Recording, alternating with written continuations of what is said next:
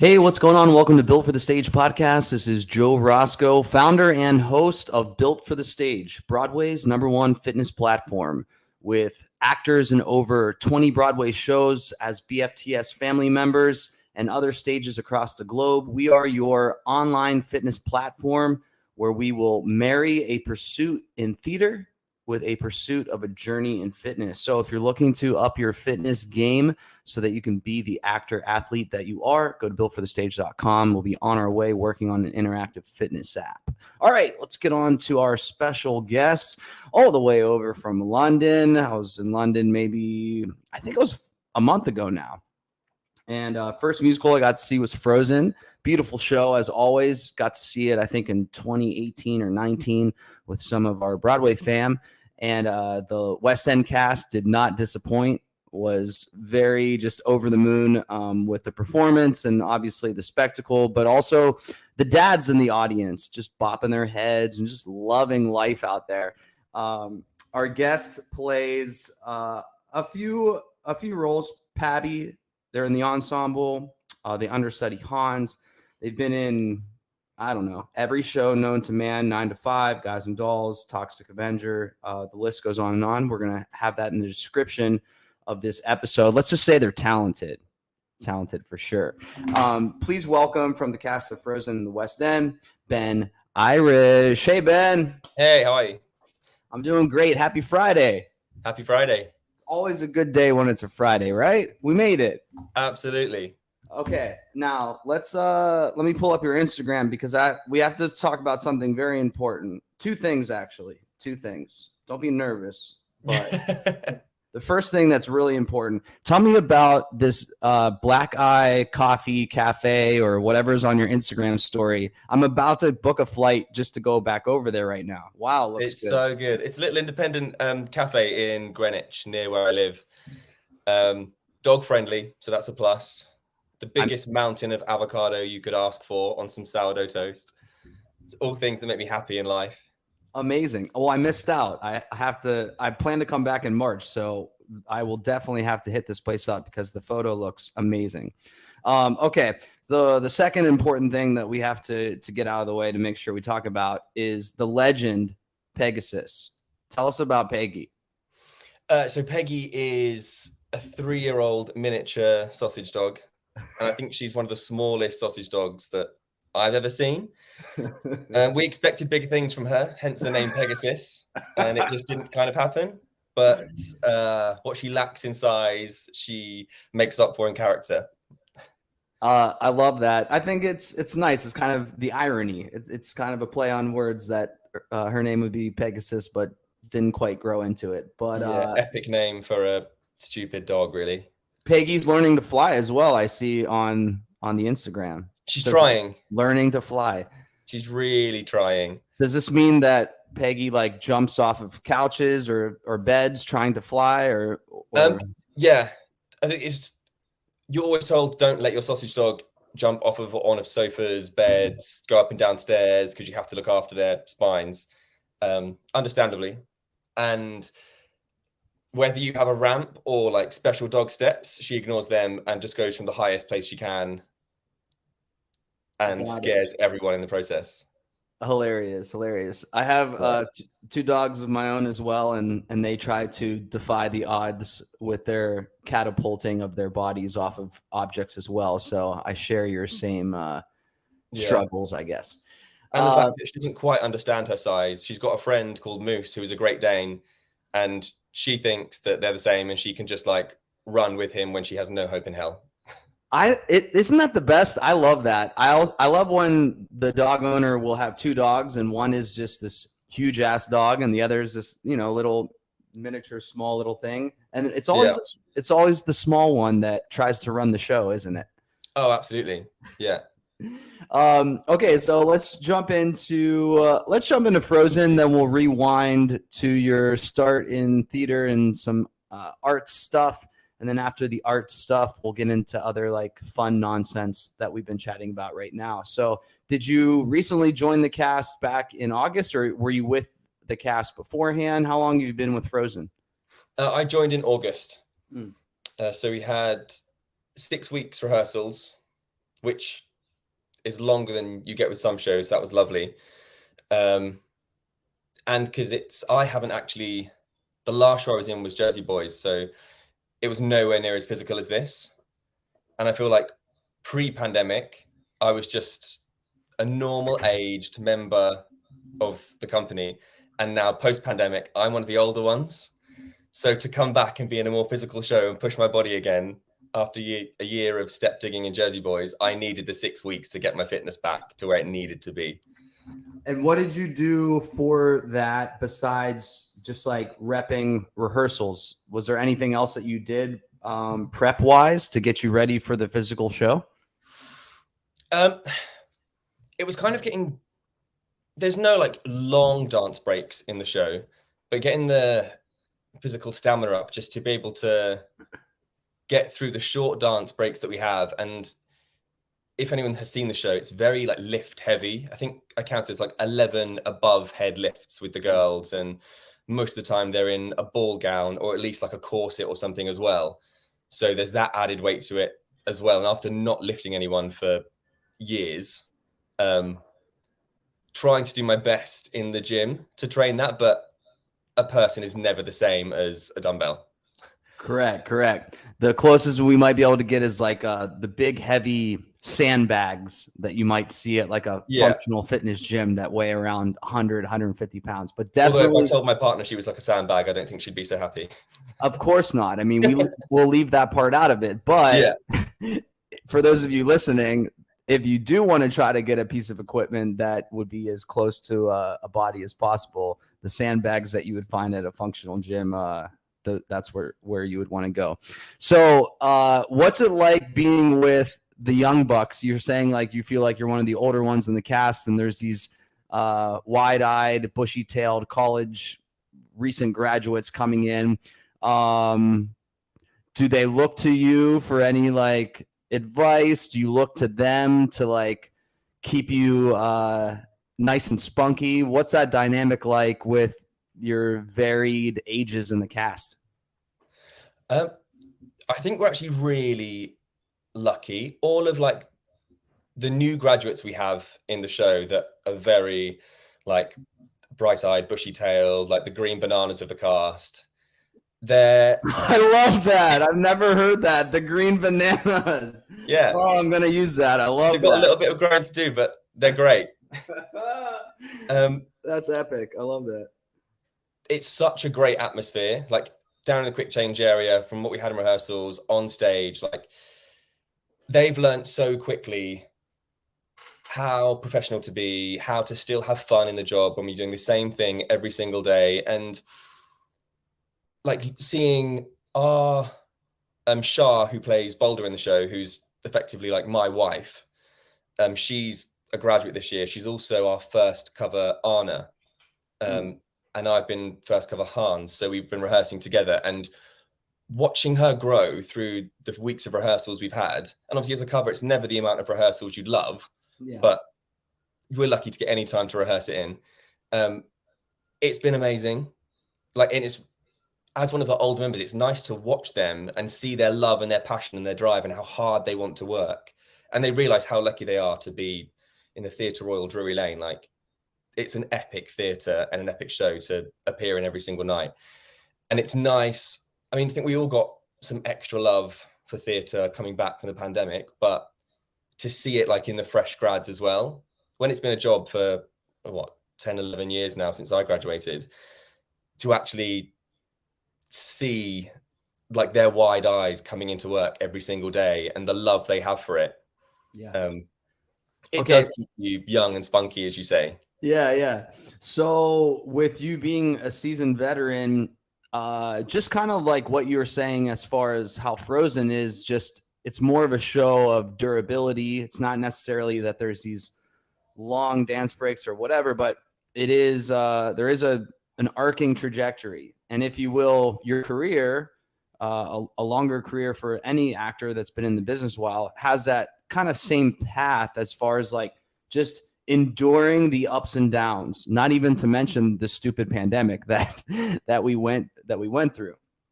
What is it that you have kept consistent all of these years that have like kept you on the path, quote unquote, per se? Meaning, do you have any like daily routines, or like what's been a grounding certain classes that you go to? You know, what has that been like for you over these 10 some years that you mentioned? We actually had a very similar chat. I went, two of our swings went for brunch last week, and we were having this chat saying how we've all now been out of drama school for like 8 to 10 years or whatever. And we said something that's always kept us in it, 'cause we've got lots of friends that they reach a certain place or they get their first West End job and they kind of go, okay, cool, tick, I'm done. And we said it's kind of a thing, you kind of got to keep moving your goalposts a little bit. And because things are never quite, I don't think anything in this industry is quite how you picture it's going to be or how you would like it to be. Because there's always constant challenges. That's just live theatre. It's never going to be a 100% perfect take that lasts forever. It's going to change and evolve every single day. And I found in my youth, I played like a fair amount of sport and really enjoyed that kind of thing. But as soon as I was good at something, I was done. So as soon as I achieved like a medal, I was like, oh, great, I've done that one. What's next? And I wanted to move on to something else. Whereas I found in theatre, considering I got into theatre quite late in life in comparison to most people, where I've kept moving the goalpost. So what I wanted kept changing. I've had to keep working to do something else. And there's jobs I've done that I dreamed I would do and didn't think I would. And there's jobs I hadn't even considered doing that I've taken because sometimes you just need to work. And I've ended up loving the show and having a huge passion for it. What was one of the dream shows that you got to do that you just mentioned? It was Ghost, the musical. It was one that came out when I was graduating drama school, and a friend of mine went straight from drama school into it. And I was like, oh my gosh, you are like ridiculously lucky. This is a beautiful show with an amazing soundtrack. And I would love to play Sam in Ghost, but I couldn't sing that high. And I thought, no, that will never be me. And then I was lucky enough to do, it was like a random, kind of like a concert cabaret sort of show, like of an epic scale out in Shanghai for the producers that were doing the International Asia tour at the time. And they said, oh, we need a new cover Sam, would you audition? And I was like, oh no, thank you so much, but I can't do that, thank you. And like kind of I put myself out of the job saying, no, I'm a bass baritone, I couldn't sing a tenor role, I can't do that. And they were like, oh, just like come and sing it around the piano, just come and see if you would really like to. I was like, no, trust me, I'd love to do it, it's just not in my voice. And then just because they were lovely people, I was like, oh, okay, I'll come and sing around the piano for you. Sung it around the piano, and then got a call from my agent being like, they want you to go and be Sam in Ghost. Well, cover Sam in Ghost. Yeah. And I remember sitting on the tube, moving house, surrounded by boxes, being like, oh my God, this is like an app. Like I was so excited. I wanted to like speak to strangers and tell them, even though it would mean nothing to them. But for me, it was like this huge thing. I was like, oh, I should believe myself a little bit more. Okay. So once they cast you as the Sam cover, was that enough to give you the confidence that you needed to sing that role, or did you still have some like imposter syndrome to work over as you were approaching the show? It helped. The reason I ask is because I just think for the listeners, it's such a great, insightful story to hear, because we all, go through this at some point. So I'd love to hear like how this experience was for you. Yeah, I think a big part of it for me was the fact when I was in drama school and you're working so hard every day and you're broken down and built back up again. And I don't think there's quite enough building back up again. You're told this, that, and the other, and you just believe what you're told because these people have worked for years and you trust what they say, but it's just someone else's opinion on you. And I was told that I was going to be like a classical bass baritone. So I went, oh, okay. So then I worked in Gilbert and Sullivan tours and did like a few smaller jobs here and there. And And it was also a thing of, I was very, very slim when I left drama school, like just under 6'2", but a very, very slim guy. And then I started to mature a little bit, and I was able to sort my body out, lift a few more weights, look a bit more masculine. So then I was going up for these, well, there aren't really many classical baritone roles for a young guy. They're all tenors. So I was finding it hard in myself to think, oh, there's just not much out there for me because I've got such a low voice. So that was my struggle. And then changing my body and going into that role. And my ensemble track was also top tenor. And I was like, oh my gosh. And because we were joining the Asia tour late, we didn't have a huge amount of time to rehearse. I think we had 3 days to learn the show. Then we had 2 days with the current cast. And then we flew out to Singapore to join and tech and open. So it was a lot of homework to do at home and just trying to belt these tenor lines into my voice. And then after a while, you kind of go, oh, this is, my muscles can now do this. This is no problem. But I think this was a good 3 years after graduating drama school that I'd told myself, because it's what someone else had told me, that I was this low classical singer. Yet here I now was in this rock pop show, singing a tenor role, covering the lead. And it did build up that confidence in me, so much so that I went back and did it again for a second contract because I loved it so much. And I think because I met some amazing friends on the job, but because it helped me as a performer so much, I had even more love for the show than I had just from someone watching it as a fresh graduate back in like 2011. Yeah. Okay, cool. Love that. Let's rewind. You said you had played sports. When you played sports growing up, was that in tandem with theater, or was it sports first and then you started to get involved in theater, or were they together as you were growing up? It was more sports first. My dad's always been very active, like even in his 50s now, he's doing triathlons and marathons and all this stuff. So he's always been someone that I look up to. And as kids, like he played for like the city hockey team and stuff. So my sister and I would go along and have our own like tiny little hockey sticks and just play on the sidelines. And so sports always been a thing. And as a family, we're all very competitive. Like you don't want to play Monopoly with us because it gets aggressive. But I think where I went to school was a sports college. And I think I was very lucky in school. There was very little bullying and stuff, but the cool kids were never like the horrible kids. They were the kids that like played sports and stuff. So if you wanted to be popular, you had to play sports. So I threw myself in to all the sports things. We did like junior sports leadership awards where you'd go to other schools or work with kids with special needs and do sports with them.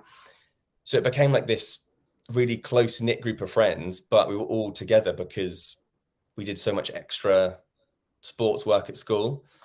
And I fell into theatre because I wanted more time off during the day to do these like sports leadership awards and stuff. And there was something that came up on my work experience, and you only had to do like 4 hours work a night, like from 7 till 10. I was like, cool, great. I'll go to work. I'll start at 6 and then I'll finish at 10. That's nice and easy.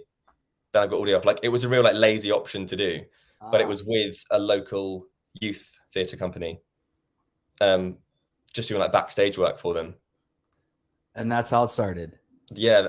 So you're doing backstage work and you're like, wait, this is actually kind of cool. I kind of went into this. Yeah, I got on with all the people. I loved like being in that environment and seeing everyone else's passion that they had for it. And then when that show finished and my work experience finished, they said, oh, why don't you come and join us and do our next show with us? And I was like, yeah, okay, I'll give it a go. So rocked up, did a quick dance audition. And then that company, I think they did like 3 shows a year or something. So you rehearsed for months at a time, like 2 nights a week.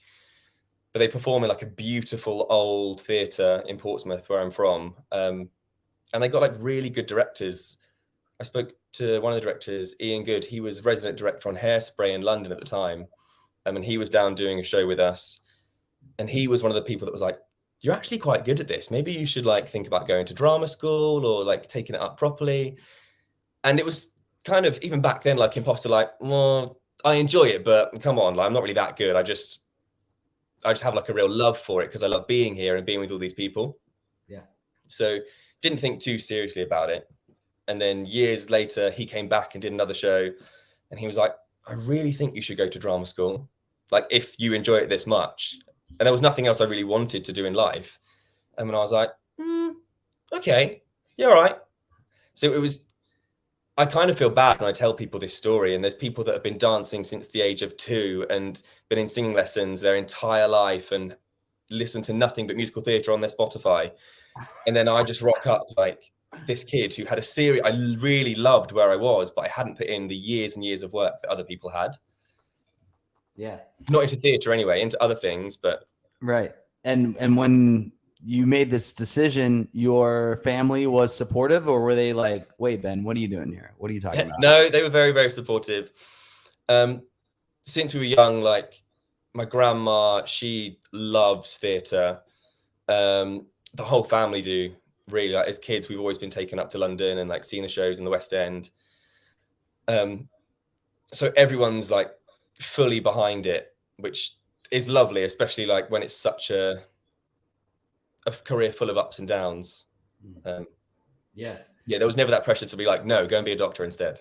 Do you think during during the downs, do you think that competitive nature, your sports nature, your fitness training background, were those all facets that you were able to draw from during the valleys, if you will, of a theater career?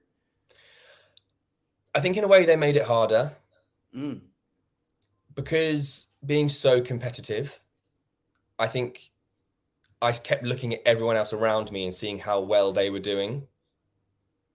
And I wasn't thinking, at the time, I wasn't thinking how to solve problems. I was just seeing problems and being like, well, why are you doing this? And why are you doing that? And why am I sat here working at a hamburger restaurant or like at the front of house at a gym? Why am I doing these jobs and you're doing that? And there's people that go from job to job and you look at them and go, well, we're the same height. We've got the same hair color. We sing pretty similar. Like, what's the difference?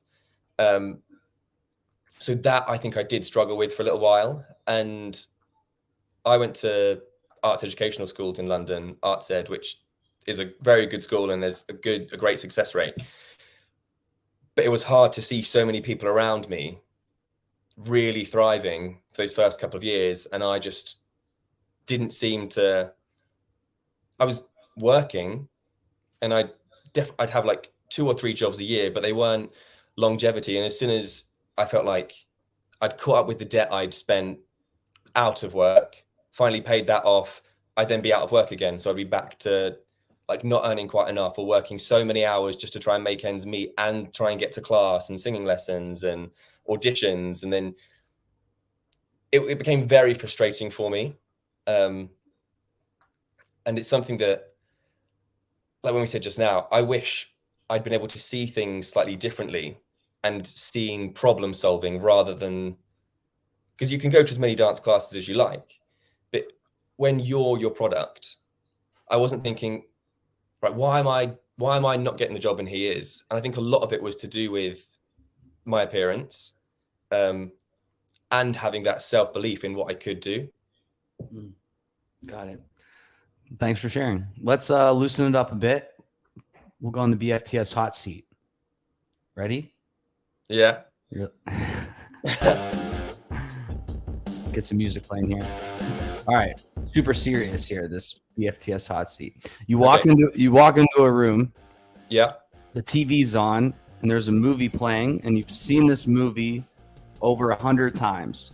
But no matter how many times you've seen the movie, you have to stop and watch it. What is this movie? Avatar. Amazing. You are having a kind of a downer of a day. You need to pick me up. What's that one song as you're walking to the theater or you're in the gym or you're commuting? What's that one song that's going to lift your spirits? Demi Lovato, Confident. You are reincarnated as an animal. So you come back to the earth as an animal. What animal are you going to be and why? Dolphin, hands down. Why? Why a dolphin? They're very intelligent. They travel in pods. They've got lots of like friends. They beat up sharks. I think they're so cool, and I love water. I'm a Pisces, so I'm definitely a water baby. Wait, I'm ignorant to this. What do you mean dolphins beat up sharks? Wait, Dolphins fight sharks. I guess I have to watch more National Geographic or something. Dolphins don't take shit. Everyone thinks they're really like gentle, and they are, but yeah, they'd fight a shark. Okay, I like that. Gentle with an edge. Yeah. You get to choose a superhero. Thor, Superman, whoever. Who are you going to be? That's really tough. Storm. Oh, okay. Why? Why are you going to be Storm?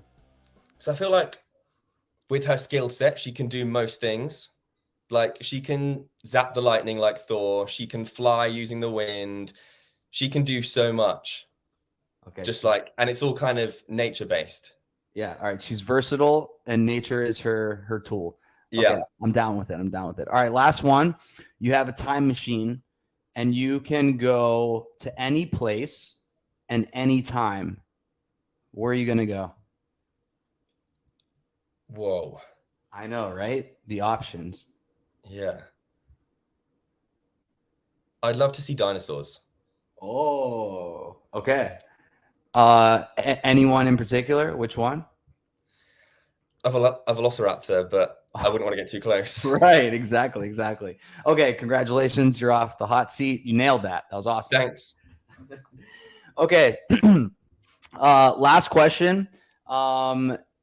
If you weren't doing, it's kind of a hot seat question as well, but this one's more relaxed. If you weren't doing theater, if you weren't in the arts, what would you be doing? What would Ben be doing with life right now, career-wise, or would you still be in London area? What would you be doing?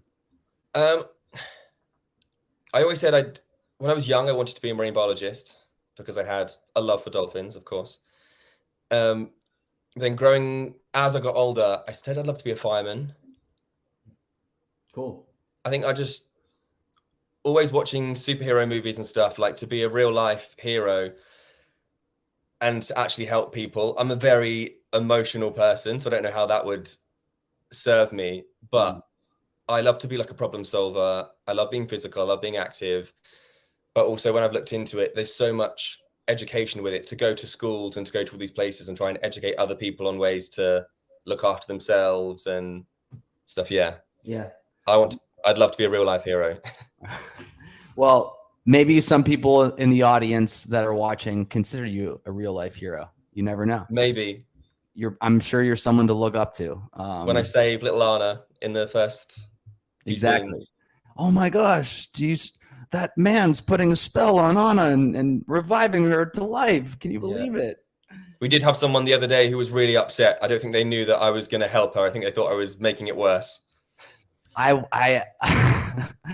was in a show where I was being like held captive, and there was an audience member, like a younger one, like audibly crying and screaming to like have them stop, putting me in chains. Like they were very bothered by this. So I've been there. That's funny. Ben, amazing episode. Thank you for the chat. So much awesome insight. You're a lovely person. The show's great. If you're in the London area and you are listening to this, head on over to see Frozen. You won't be disappointed. Ben, thank you. Thank you for having me. Bye-bye. All right, Ben Irish. Make sure you give Ben a follow on the gram, Ben C. Irish. We'll have more information about Ben in the description of this episode. So head on down, scroll on down, take a read. Click in on that Instagram profile, give Ben a follow, and become a fanatic, a super fan of Ben Irish. I'm Joe Roscoe with Built for the Stage. Again, if you want to try that free trial, you can head on over to builtforthestage.com. clients in over 20 Broadway shows, some West End friends now, some people in Australia, got universities across the country. If you want to try it out, online fitness app, builtforthestage.com. Actors or athletes, train like one.